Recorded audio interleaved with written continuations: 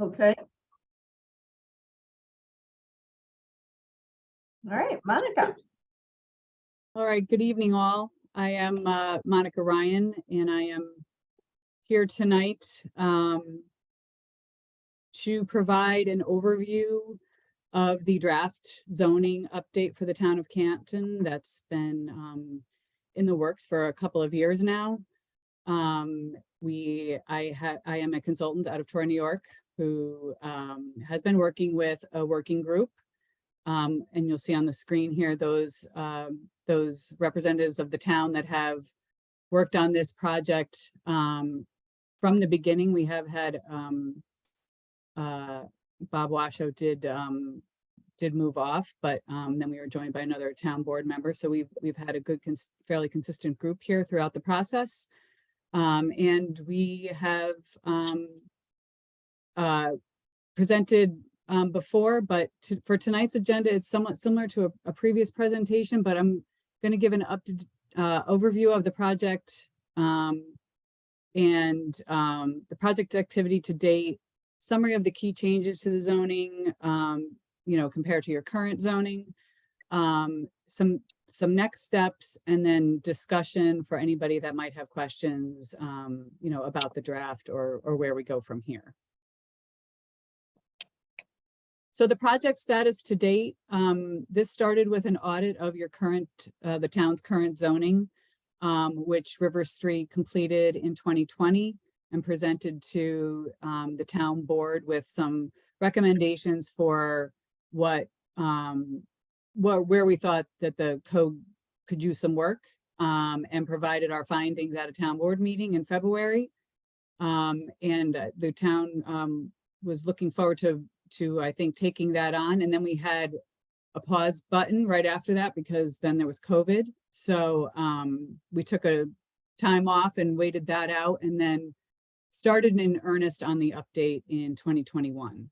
And the working group has met, has been very devoted, and we have, I think, met almost 22 times at this point, mostly on Zoom, but nonetheless, we've had 22 meetings on this draft. So they've been a very good group to work with. In November of 2022, I did present a good portion of what you'll see tonight at a summary of the changes to the Town Board, Zoning Board of Appeals, and Planning Board at a town board meeting to sort of lay the foundation for this update.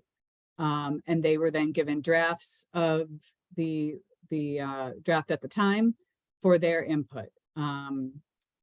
All three boards provided comment, and a lot of those comments are were reflected in a new draft, which was then circulated again to all three boards for another round of input.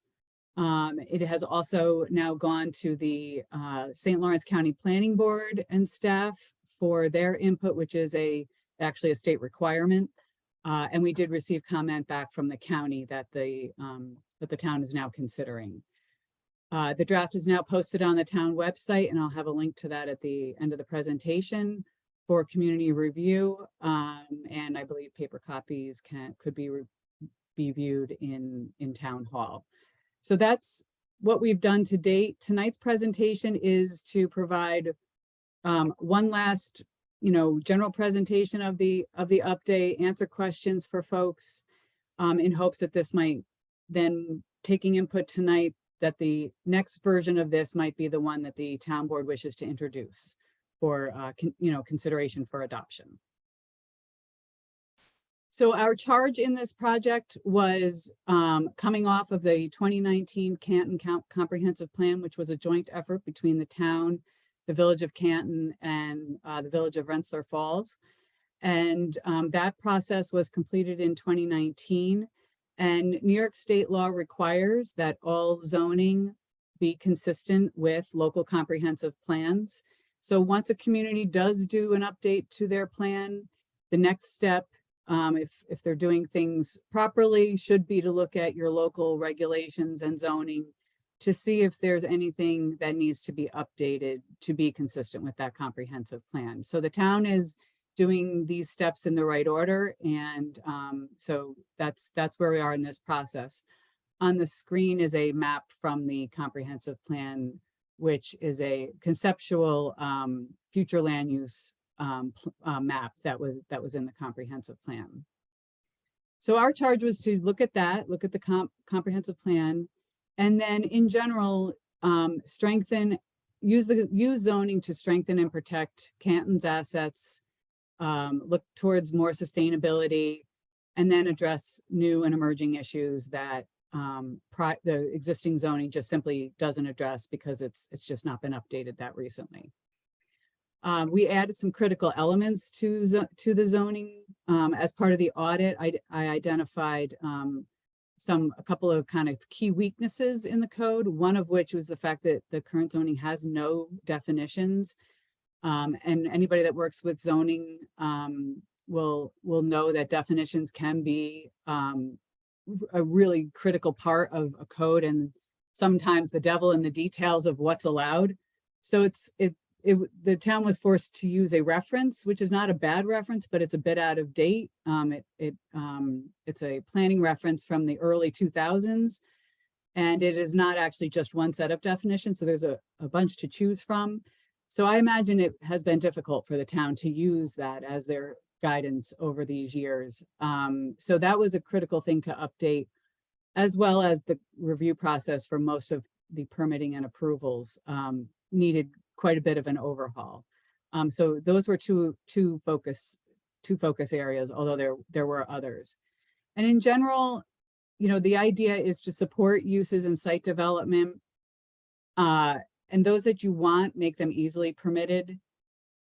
Don't create review process and need for relief when you're generally supportive of a use and a site development arrangement.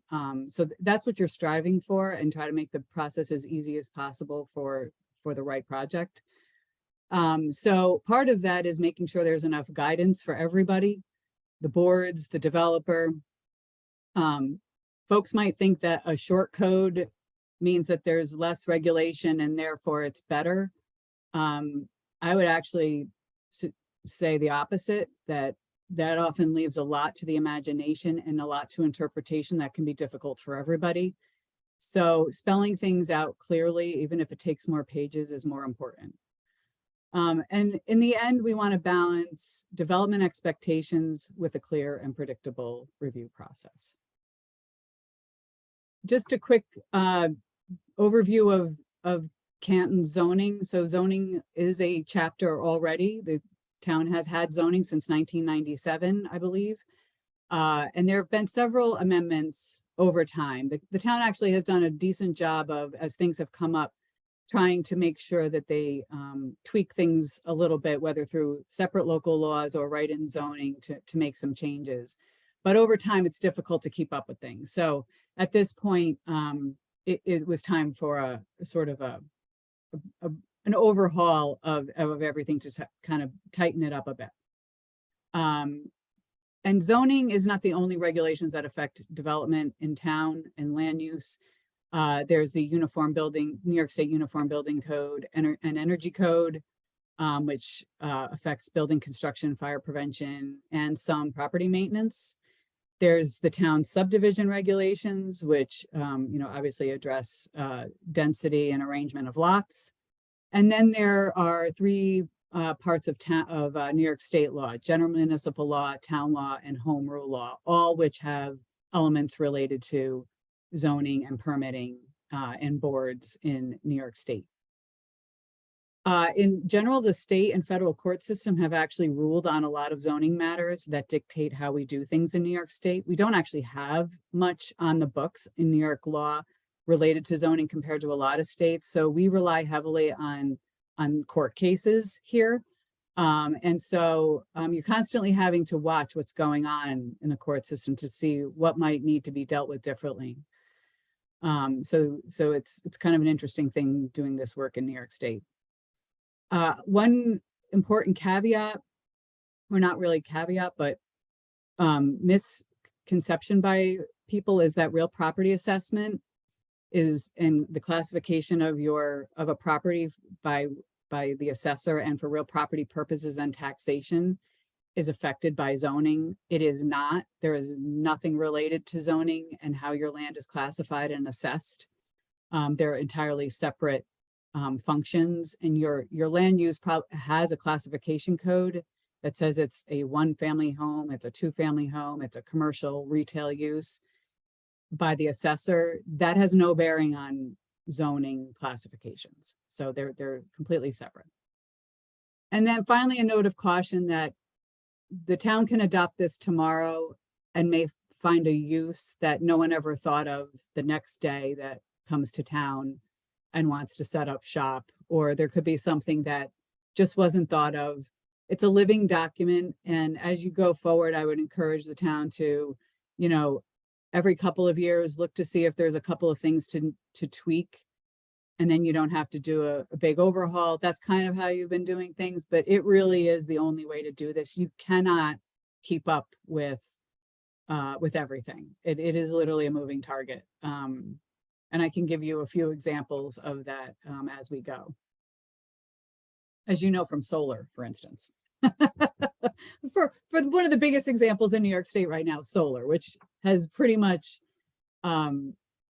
changed in the past 5 years tremendously. So that would be a good example. Just a quick note of how the existing zoning and new zoning will work together in terms of any sort of changes in what's allowed. So permits approved prior to the effective date of the new law will remain approved. So if you'd already had a project approved, that project would be allowed to move forward. Legal uses permitted under the existing zoning. So if something changed from the new to the current, or from the current to the new, those would become, and some uses no longer allowed, that would become a grandfathered non-conforming use. And as long as it was a legal use at the time, in other words, it wasn't flying under the radar as an illegal use, as long as it was legal, that use is allowed to continue.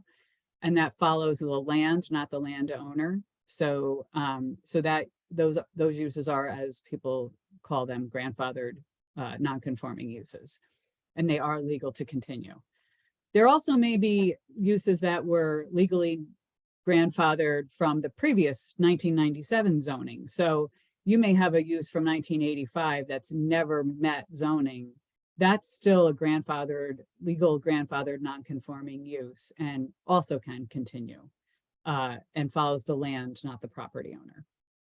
And then there are what we call lots of record. And these would be existing lots at the time the new code is adopted. If those existing lots don't meet some parameter of, like, for instance, lot size or lot frontage under the new code, they are grandfathered in terms of the ability to, you can still use those properties. And in a residential zone, you could do one single family home on that lot as long as it could meet setbacks. So even though the lot might not meet the new zoning configurations, you can still build on it. And that's fairly standard practice in zoning. So the update structure, the two local laws that we codified into zoning that we are proposing to codify in zoning and not leave as standalone laws would be the solar energy systems law and the battery energy storage law.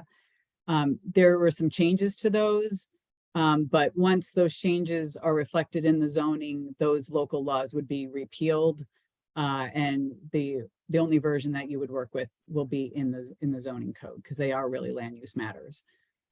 We did also update the zoning map and the zoning districts, both in the text and on the map, based off the current zoning. So you'll see a lot of familiarities between the two, the existing zoning and the new map, but we did update those. We used schedules, tables to convey information, to cut down on the lists and narrative approach to some of the zoning text. Makes it a lot easier to read and find things. So we did do a fair amount of converting things to tables. We used some illustrations to convey information. As I already mentioned, we added a whole definition section, which is actually like 20 to 30 pages long. You define many things. So it's probably the biggest add to the document. And then we did restructure the law, so things aren't in the same places, but plenty of the language is the same. It's just we moved things around for flow.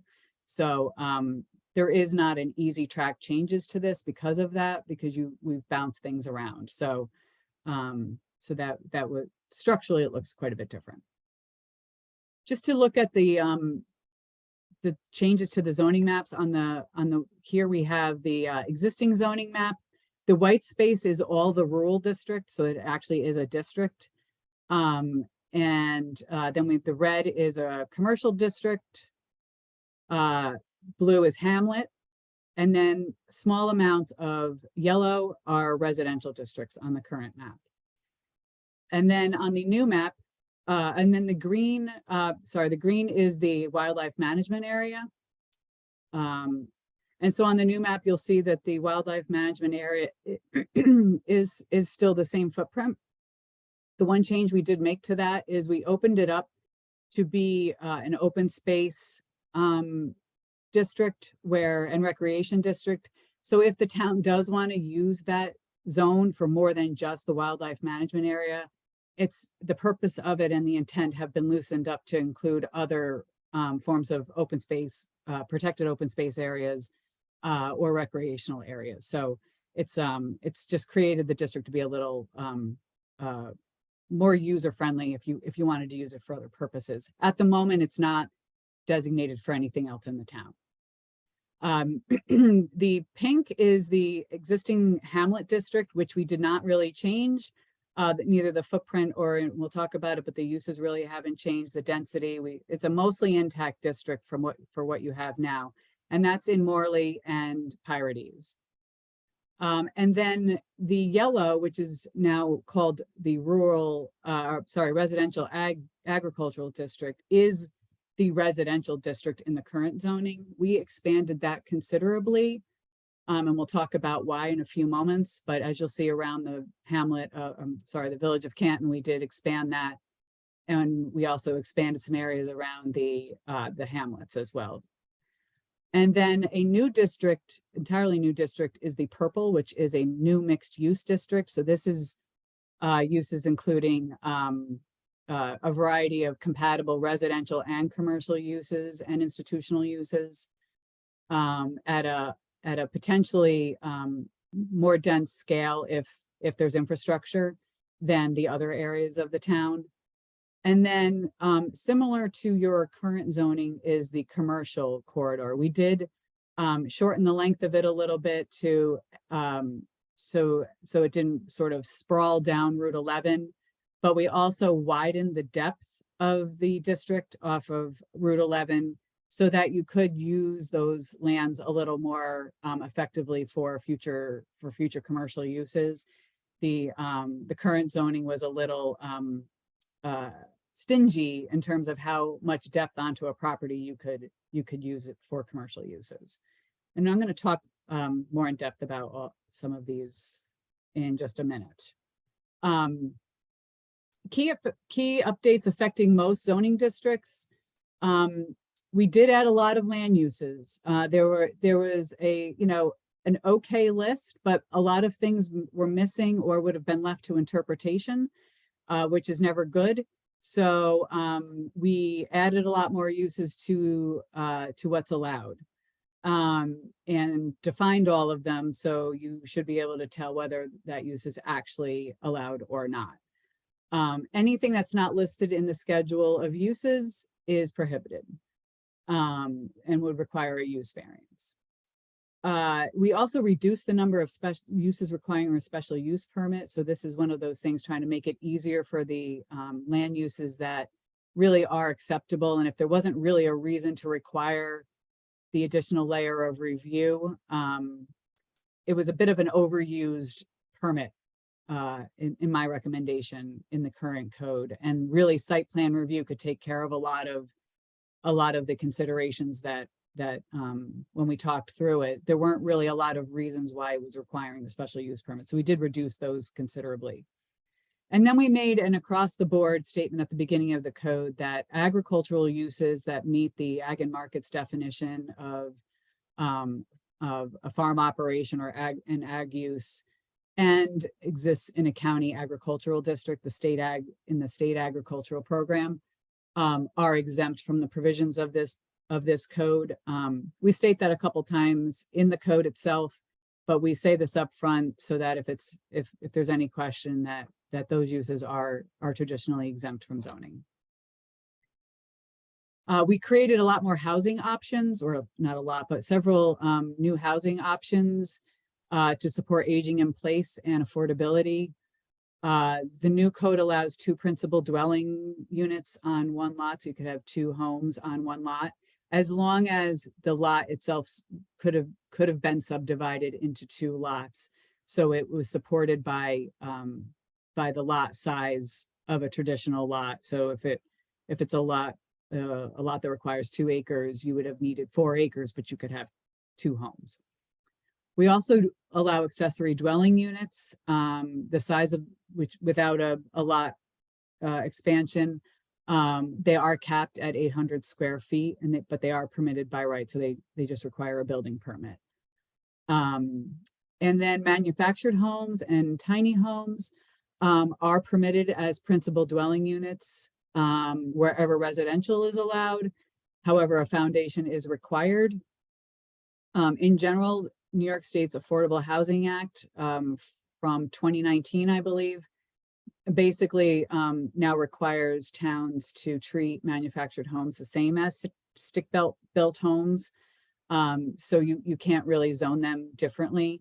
You can have mobile home parks and treat those separately, differently, but individual manufactured homes do have to be treated like stick-built homes. So we eliminated that distinction that was in the current code. As I mentioned earlier, we created tables for uses, and so this table will be where you will find all the permitted uses. The uses are categorized residential, community, service, and institutional uses, and then all other non-residential uses, and then accessory uses down here on the bottom of the second page. And then across the top are the different zoning districts. So you can quickly look on the table, and then if a use has a P, it's permitted. If it has an SU, it requires a special use permit. And then on the far right, if any use has additional regulations attached to it, we cite what those are and where you can find them in the code. This is really helpful because it really allows a lot of additional regulations are buried in codes, and not necessarily intentionally, but it just happens. So folks might think a use is permitted and not realize there's a whole list of things that go with that use before it would be permitted. So this just gives you an immediate heads up. You might need to look elsewhere in the code at what might be required of that use. And then we also have all the accessory uses that are permitted are at the bottom of the table. So they are also factored into different districts. So you can find all of that there as well. And then just to look at some of these zoning districts. So as I mentioned, the open space recreation district is right now the same as the wildlife management area. That may be expanded in the future if the town wants to do so to include some other properties, but right now that's all that includes. And as is the current zoning, uses are very limited in that zone to those uses that the state allows, and related to recreation and some other, there are some grandfathered uses, but for the most part, it's a fairly limited use scenario on that property. The rural district is the largest district in the town now, and it will continue to be in the new code. That is the light green on this map, and so it obviously encompasses probably at least 60% of the town. It's very supportive of agriculture and larger lot residential, and some compatible commercial and community uses. The big change here would be that we are proposing a 2-acre minimum lot size. Most properties in the rural district now that aren't in what will be the residential zone are at least 2 acres. It is a more rural area, and a 1 acre lot size is a much denser scenario than necessary in the rural parts of town. Also, a 2 acre minimum, we have added a provision that you can cluster a subdivision. So although the overall land area might need to be 2 acres per lot, you can propose a clustered subdivision, which I'll briefly talk about, that would allow you to greatly reduce those lot sizes if you have the infrastructure to support it, to create a different scenario. But to start with, it will be a 2 acre minimum in the rural district. And the other key change is there was a rural business category, which was a very open-ended sort of use that was really driven by the number of employees, which was at least or up to 10 employees. It did require a special use permit, but there wasn't a whole lot of criteria, and there weren't really tools there for the planning board to know whether they could or could not deny one of those. And the courts have said that if you require a special use permit, unless you can prove otherwise, that's a permitted use. And with no criteria to really work with, the planning board really wasn't in a position to ever be able to deny one of these. And it was a very open-ended commercial use.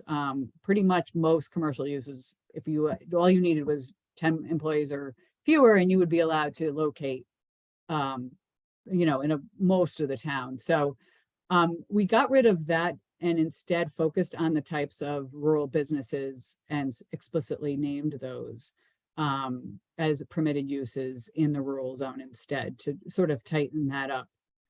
Because it did seem like the town could be vulnerable to some pretty significant incompatibilities with agriculture and other residential uses in that area.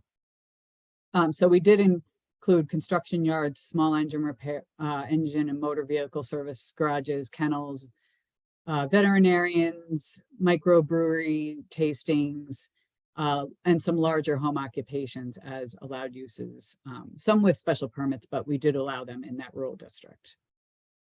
So those are, like, I would say, the 3 highlights of the changes to that district. And then because we have the 2 acre rural zone focused more on ag, we actually now expanded the residential agriculture district to a bigger footprint surrounding the village. And this is more focused on residential while still allowing for agriculture. So agriculture is more of an allowed use in this district than in the current zoning, which is much more focused on residential and fairly restrictive of agriculture. So because so much of the town is in counties in the state ag district program, it felt like there really should be a more permissive allowance for agriculture, because it was more or less going to be allowed anyway. So we opened that up a bit, but we expanded the locations for residential, and that district is a 1 acre minimum lot size. So that's the distinction between the 2 districts. And because we wanted to make sure you could do 1 acre, more densely settled neighborhoods potentially, around the hamlets, we also added this residential district around Pirates and Morley. So that's why you see that residential footprint there instead of the rural, to allow for that greater density that would be more in keeping with hamlets as you transition out of the hamlets and transition out of the villages. So we actually used it up here in Rensselaer Falls as well.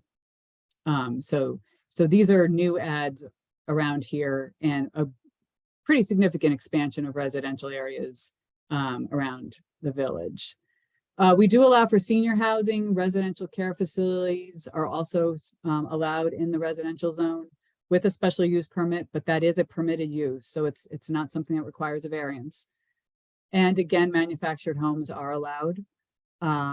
So those are some of the key changes for that district. And the name residential agriculture, these are just names. So any name changes, that's just a name.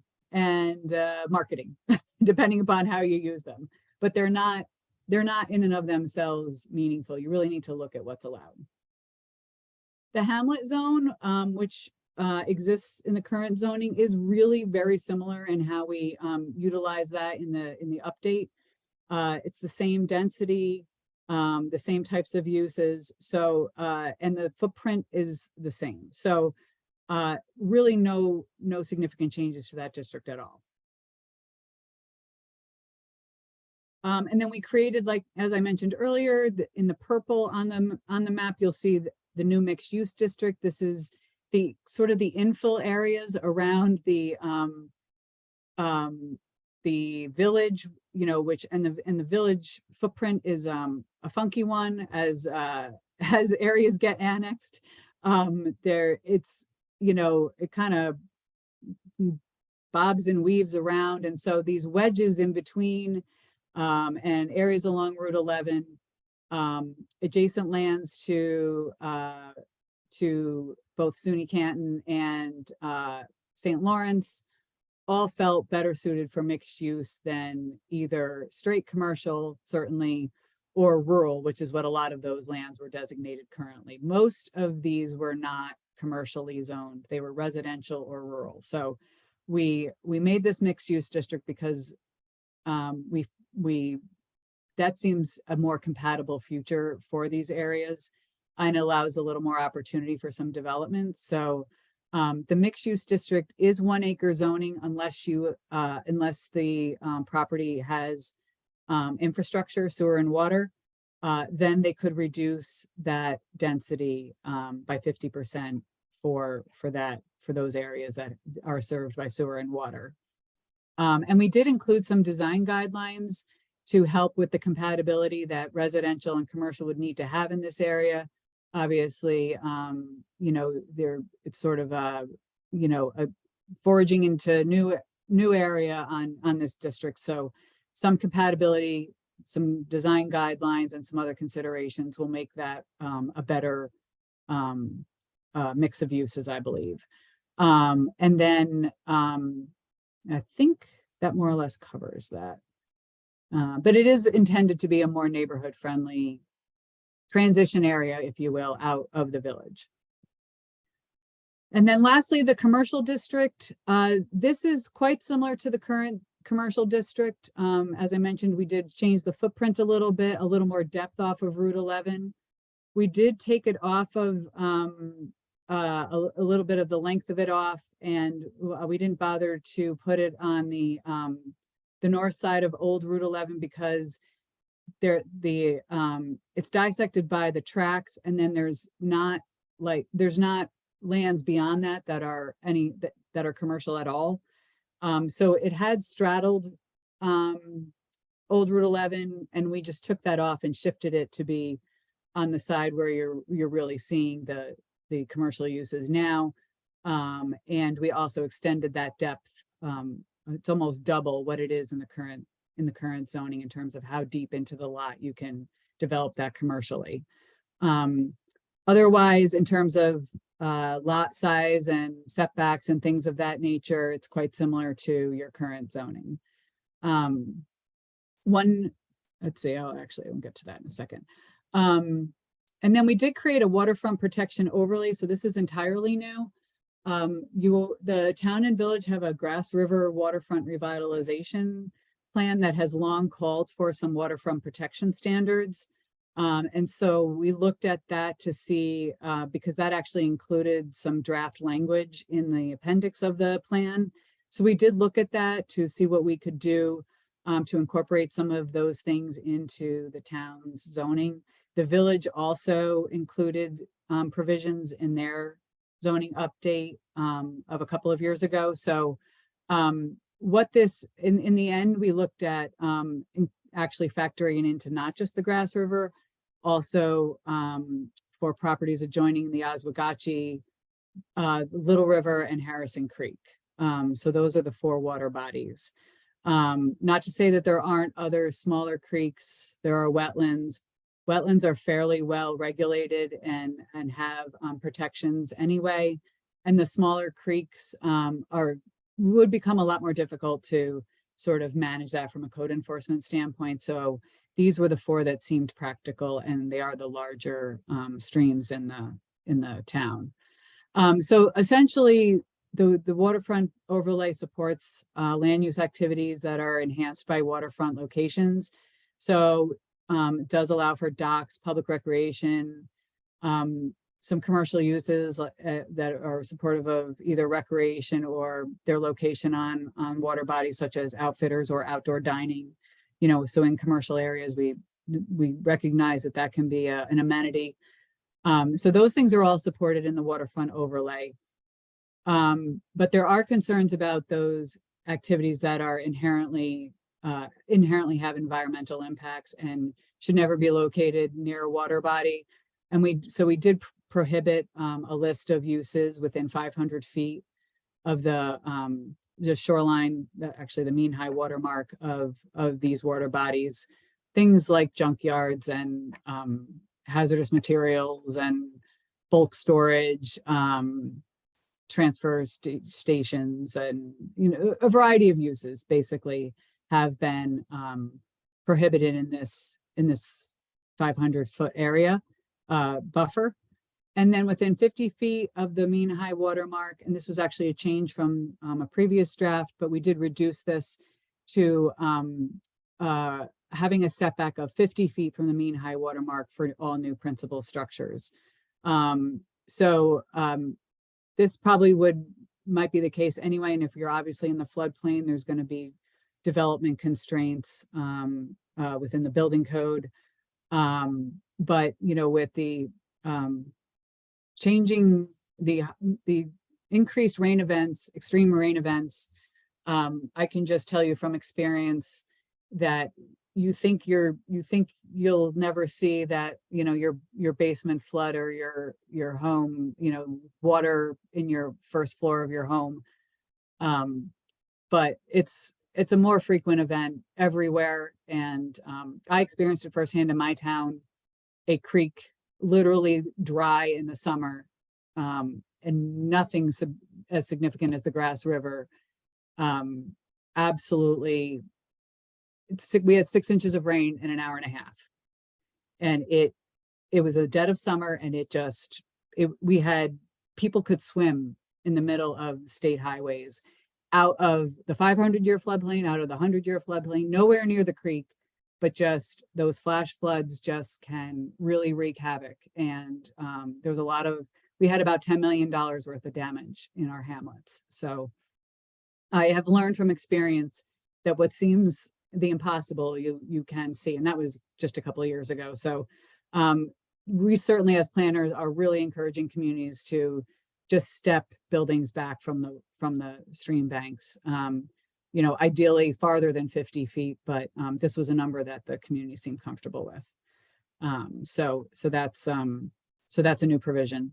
And then shoreline protection, clear cutting, and other activities, maintaining the riparian buffer are all important, not only for as much for erosion control and sedimentation, pollutants. All of those things are affected when the riparian buffer is not maintained. So we put provisions in that would be required as well. So that is the waterfront protection overlay. And so lastly, on the zoning districts, you have a plan development district option. It's a tool that could be used by a developer if they have a project where they want to propose something that's outside of what the zoning allows. It is a zoning amendment, but it's set up so that it's more permissive than, for instance, asking for a use variance or a rezoning, even though it is a zoning amendment. It is meant to be a more permissive tool. You have that in your code now. I think there's one or two in the town right now. There's 2 housing developments, I think, that fall into that category. But there's definitely 1, if not 2. And so it is something that you're somewhat familiar with. We created 3 options. There's a planned residential that would allow for a wide variety of different forms of housing development, and that would be permitted in the rural, the residential ag, and the mixed use zones.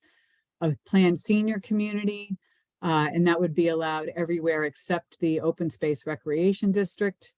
And then a planned mixed use, so that would be residential and commercial, and that would be also permitted everywhere, but in the open space residential. The minimum acreage for that zone is proposed to be 8 acres. I believe that's up from 5 or 2 in your current code. So this is a little bit of an increase. I would say that's the minimum you'd want to do, at least 8 acres.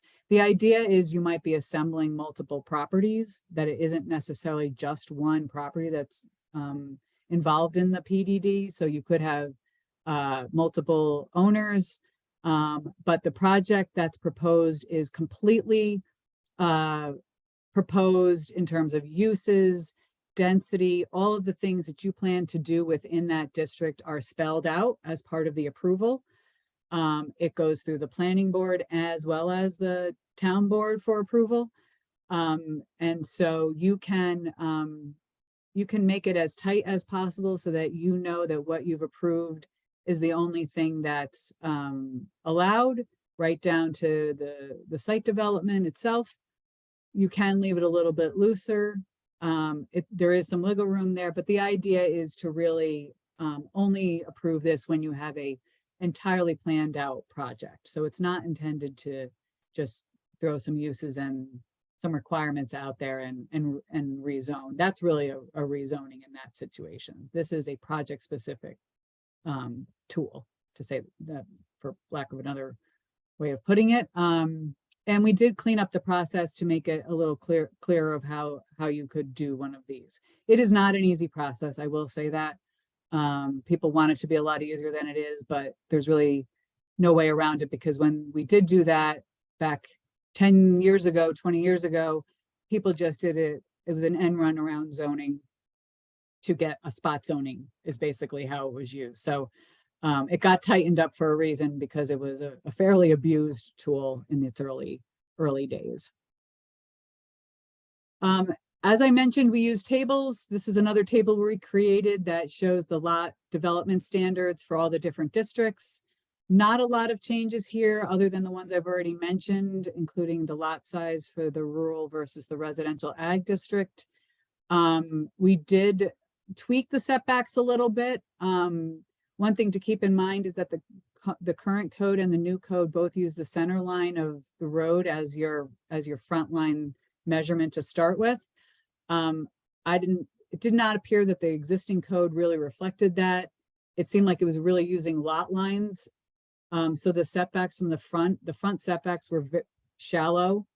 So we actually increased those somewhat, because essentially people's front setback line was, the edge of the pavement in some districts, because of the way it was. It's almost like it was written one way and then the setbacks were set up another. So we calibrated that to account for the center line of the street. So you will notice that those are potentially deeper, but they really are. It was kind of necessary to avoid the county and state right away. So that is a bit of a change. And then I did add, I did suggest to the town that you have height maximums. That's a pretty typical code element. I was surprised the town of Canton does not have height maximums for buildings.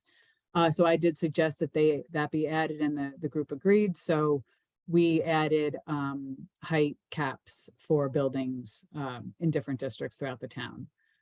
And then lastly, there is a provision for maximum impervious surface coverage allowances, roofed areas, paved areas, driveways, sidewalks, anything that's impervious. There is a maximum amount of allowed imperviousness.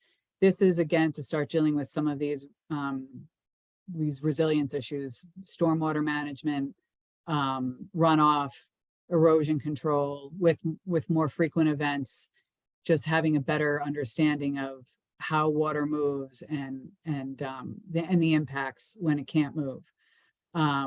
So we added that, also a very common provision in most zoning updates these days.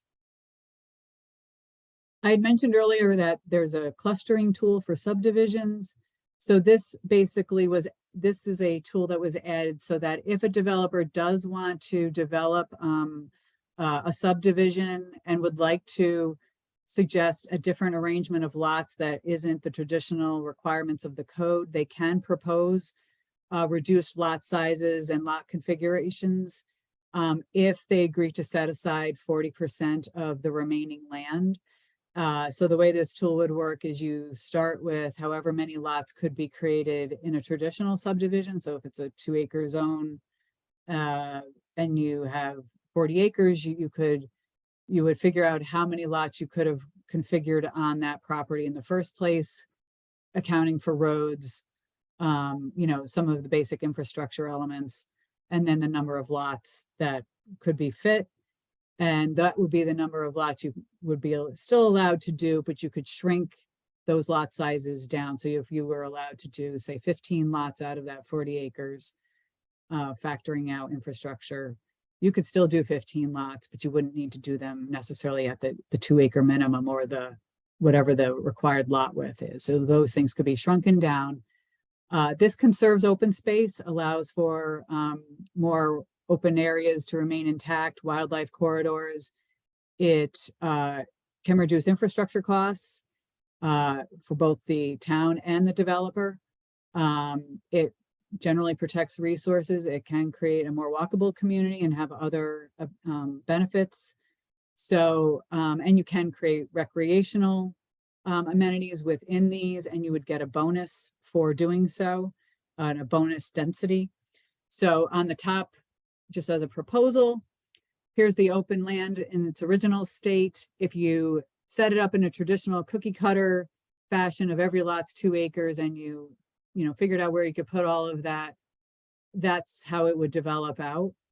And then instead, if you clustered the development into smaller lots, you leave all of these open spaces available for, wildlife, recreational use, or just general enjoyment of people's backyards not being other houses. So that's how this concept works. I have seen it in action. It does work. And I've seen some much better development out of it, beneficial for all, the developer as well as the community. So it's a good tool to have in the toolbox, but it's not required. I think if you left your zoning at 1 acre, it's unlikely it would get used. So the areas with the rural area with the 2 acre is a much more good prospect for using this tool. And I hope it will be encouraged by the planning board. Just to then cover a few other things. So moving off of the zoning districts and zoning map and those types of things. Zoning typically does have regulations, as I mentioned earlier. For some uses, there's some additional standards. It's not just you're allowed and here's your lot development requirements for any lot. There are some caveats to that. The current zoning, this list on the left is the current zoning. Additional regs are required for all of the uses on the left, or on my screen looking at the screen on the left. On the right are uses where we did add regulations. Some of the uses on the right, a lot of them we did tweak them as well. So they might have standards now, but we did adjust those a bit. And then on the right are uses that we did add to the list. Some of these uses aren't allowed in Canton right now. So when we added them as allowed uses, we did add some standards. One thing I will note is that you'll see accessory agriculture on here. We opened up accessory agriculture considerably within the town. So this would be for like personal use agriculture. But with that should come some considerations for compatibility with adjoining neighbors, because we do allow for that in the residential zones and the mixed use zone, more so than is in the current zoning. So with that does come some considerations for your neighbors. And that's why we have some additional regulations that you'll see that only apply to that accessory scenario, not to commercial farm operations. So I'm not going to run through all the different standards for these uses. We'd be here all night, just going over the nitty gritty of this code update. But if, just wanted to point this out as something to look at where we have made some additional considerations for uses, and you should take a look at that if you're interested to see what those new considerations are. And as mentioned before, if you want to see the where these uses are allowed, there is the section reference on the Schedule A, the permitted uses table. We added some short and sweet, but we did add development guidelines and standards for uses in the hamlet, mixed use, and commercial districts for non-residential, or I should say, only not for agriculture, single or two-family uses. They would all be exempt, but for non-residential uses, including apartments, do have some building and sort of building guidelines to make them more attractive on their public facing facades. So, you know, facing the road, facing some neighbor parking lot scenarios where things are visible, to create a more attractive set of buildings for infill development going forward. A lot of the standard things are guidelines, which means they should happen. They're not required. Anything that says shall is a required element. There aren't too many of those. And a lot of these things just make common sense, but if they're not written into code, then there's really no teeth behind it for the planning board. So what might be really obvious to the planning board, and they might want to ask for that, like, you know, the whole front of your facade is blank with no windows. We'd like some windows. You're right on our Route 11. This requires that you provide some windows if you're within, you know, a certain setback of Route 11 or some other areas. It requires you to orient your at least one entrance to the road, so it's not, you know, the back isn't turned away from the street. Using some architectural detail and to break up large masses of building to make them, you know, seem less formative.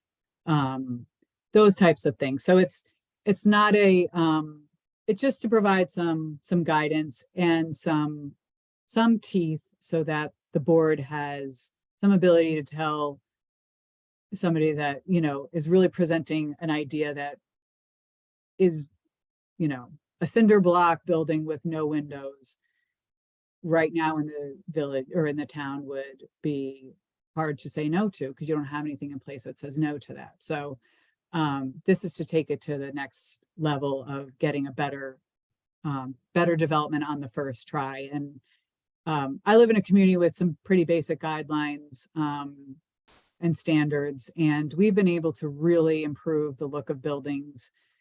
People kind of come in with a better looking building right from the start. They don't even try to give you the, you know, the most basic thing they have in the drawer, and they come in with a better looking building.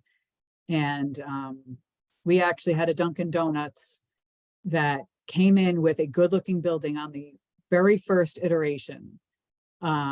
And we had a lot of things we had to deal with about site constraints and where the drive-through and the traffic flow. Many things had to go through several iterations because it was a tricky intersection. But the board was happy with the design, the architectural design on the first try, because they knew we had some standards in place. They had seen other buildings look decent, and they just came in with the right model the first time. So it can work without too much detail.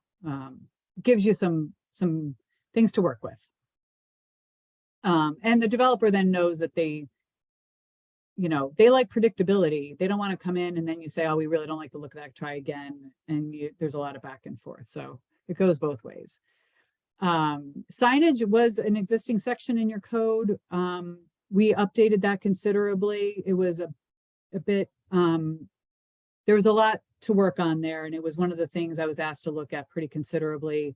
So we did make some significant changes. Some of them needed to happen because there was some the courts have ruled very heavily on signage. So it's one of those things that's pretty tricky in zoning. And so we wanted to make sure it was as legally defensible as possible. So we made some changes there. We added some illustrations of signs. We added clear lists of what's exempt from sign permitting requirements and what's prohibited in terms of signage. Both were not well spelled out, I would say. So we updated that. And then we did curtail some signage. We reined in the allowances for freestanding signs, which was very permissive. Multiple freestanding signs were permitted on a lot. The height was not in keeping with rural character that was allowed. So we brought that down a bit. And we made some adjustments to the electronic message centers, these, so-called digital signs. We did make some changes there to address some concerns for some of the examples in the local communities that have popped up. So we made some adjustments to that as well. We also addressed flags as well as newer sign types like feather flags, which nobody had in their zoning because they just became a thing in the past 10 years. And so we did add some language about feather flags. So that's a section that was fairly significantly overhauled. So that's something to look at if you're interested. Oops. And we did create, we created a table to easily convey what's allowed in each district in terms of signage. So this wasn't in the current code. So this is another new table to present information. We updated the off-street parking section. We're still looking at a couple of things for this coming off of what the county suggested, but at the moment, you'll see a lot more uses on the in terms of what's allowed, or I'm sorry, what requires parking. But it wasn't because they're newly required parking. It's that the old code didn't necessarily address all the uses. They were just sort of left off. So every use that's permitted in the town is addressed, whether it requires parking or not. That's addressed in the new update. We also did add some language for bicycle parking, buggy parking, and EV charging stations for larger parking lots. So there are some provisions for that in the update. So not for smaller parking lots, but where you're getting to larger lots, providing amenities for those types of uses as well. And we added guidance for the planning board and the developer on just basic parking lot space sizes and width of driveways and all the types of stuff that probably larger developers with transportation folks doing their parking lot design would know about, but planning boards don't. So we provided that guidance, and it's all based on the best management practices for all transportation. It's there were some required basic rules of thumb, and so we factored those in, put those in the code so that the planning board would have something to use when they're looking at projects. But they would be probably followed by any good developers. Folks would know what they should be doing. So this just lets the planning board know what they should want to see. So that's parking. Only a couple more things here. We added a section, so this is new, on landscaping and screening to address anywhere where the town requires screening to buffer incompatible uses or other types of parking lot landscaping, avoiding heat islands on larger parking lots with some landscaping. All of those things are under the landscaping and screening section. But we did add some, again, guidance on, instead of just saying you will be required to have screening, which is how a lot of the old codes read, we actually added what that guidance is in terms of what you should provide with some, general parameters, still lots of interpretation, including allowing for the planning board to use their discretion. If somebody wants to propose something different than what was in the code, the planning board can use their discretion and waive the requirements for an alternate landscaping plan. So, so that is in there because we recognize that, you know, we're not going to prescribe everything.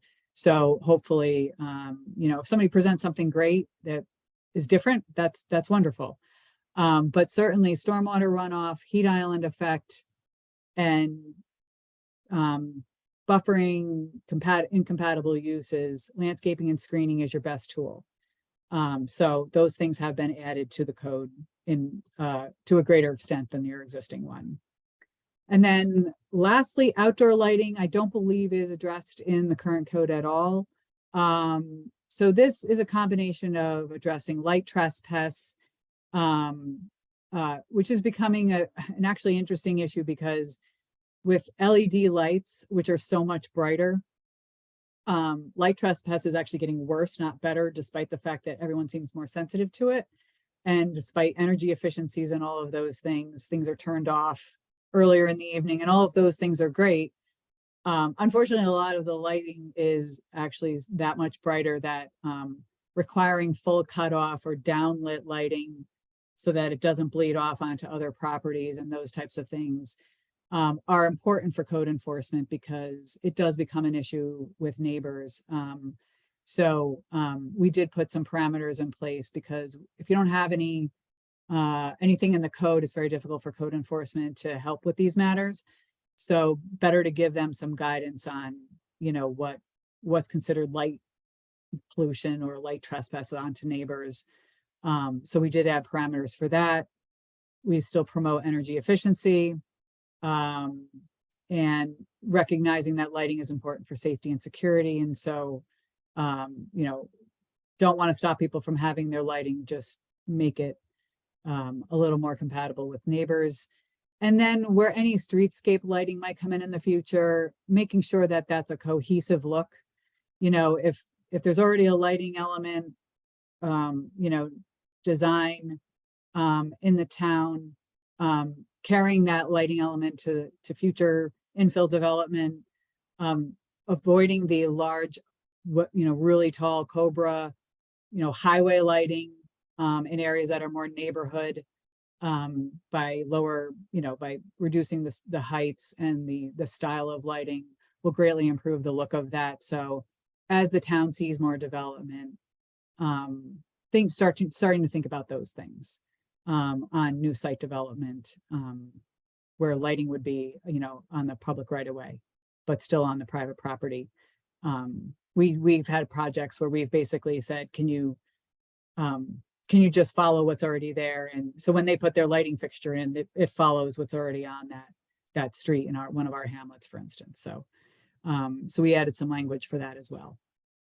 And I think lastly, we did update the permits and approval processes for all permits and approvals, hopefully making it easier for everybody, the developer, the property owner, the code enforcement officer, the planning board, zoning board, more coordination with public works and the fire department on projects to make sure that everybody's aware of what's being proposed to avoid somebody having to go back and reopen that site plan after it's almost approved and somebody says, oh, we never, you know, what about the fire department? Well, we've built in a process where, you know, there'll be that type of review as needed, or if there's a connector to infrastructure, making sure public works is aware of it, new road consideration, new driveway cuts, all of those things.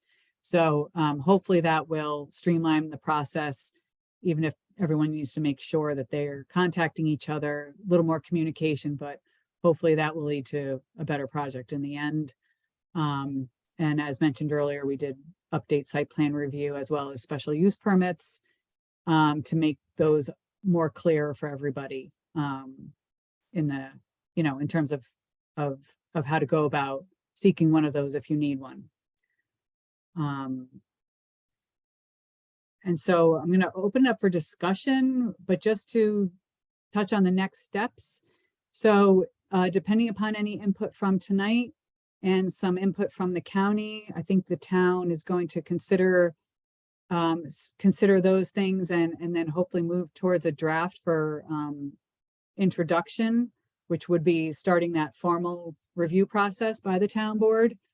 And that also includes a conducting seeker, the State Environmental Quality Review Act, or review, which looks at environmental impacts of the zoning proposal. The zoning is in itself the action for seeker. So individual projects that might still require environmental review will still require environmental review. This doesn't take that away. That will all still be required. So the review is strictly on the zoning itself. There's a required public hearing for local laws. So that will be conducted after it's introduced. And I'm sure you'll see an announcement about that. And then if there's more, significant changes after that public hearing, there might need to be a second public hearing.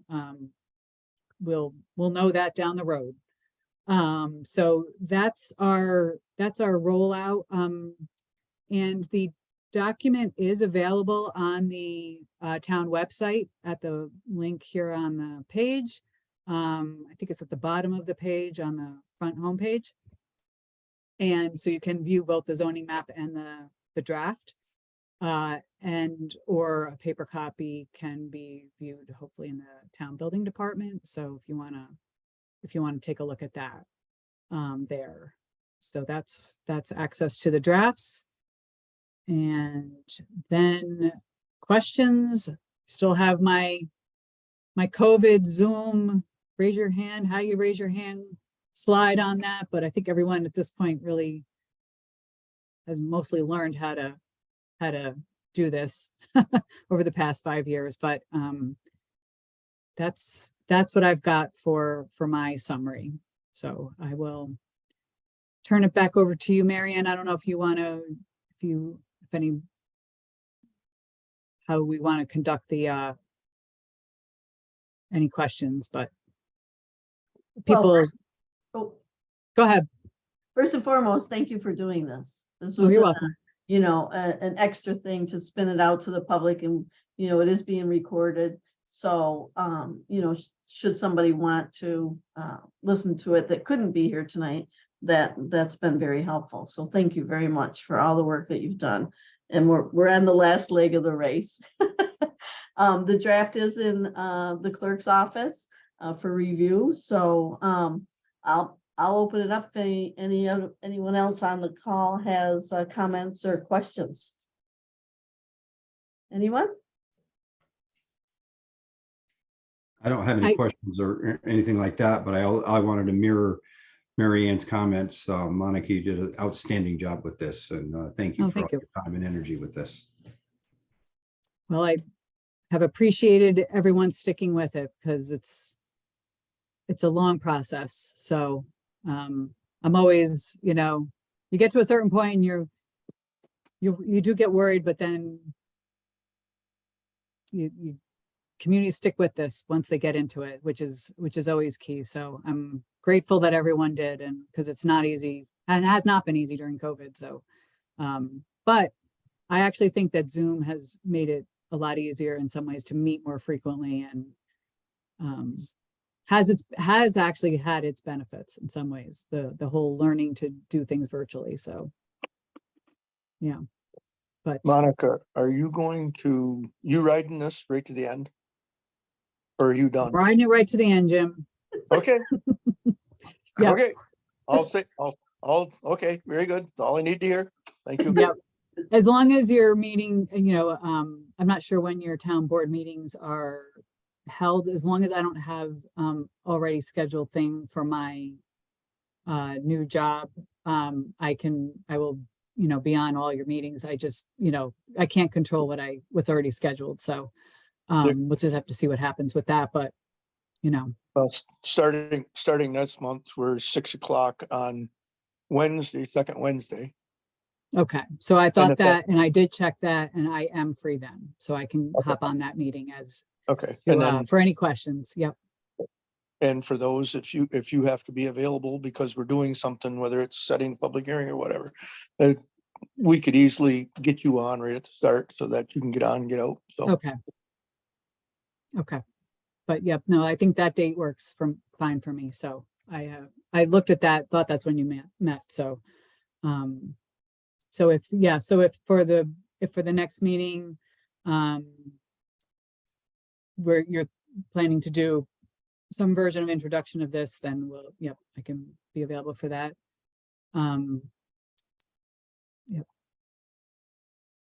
Well, and the, No questions? the secret process is critical as well. So I expect that to be on the agenda for our April meeting. So Yes. yeah. So you can start that.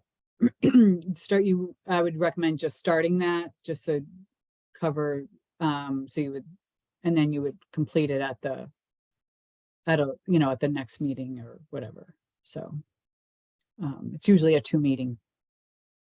For something like this, it would be 2 meetings typically. Okay. So you'll have that part 1 to accept if you want to formally accept that, and you want to circulate that to the board. You would, the town board is lead agency for a seeker. We are the only board that can adopt the zoning in your community. So you don't have to seek others out and say, we want to be a lead agency. You're the only person, you're the only governing body that can be. So you can do that without some of the other things you might have had to do. So you would be a lead agency. You would just declare that so that it's clear that that's your role. And then that means that you're the one making the determination on seeker. You would accept the part 1, which is the really just the information gathering of, what's proposed, what's already on the site, what's on the adjoining sites that could be impacted by environmental impacts. And then you would, and that's drafted. And then at the next meeting is when you'd contemplate seeker, and that's where you would consider the environmental impacts in that part 2.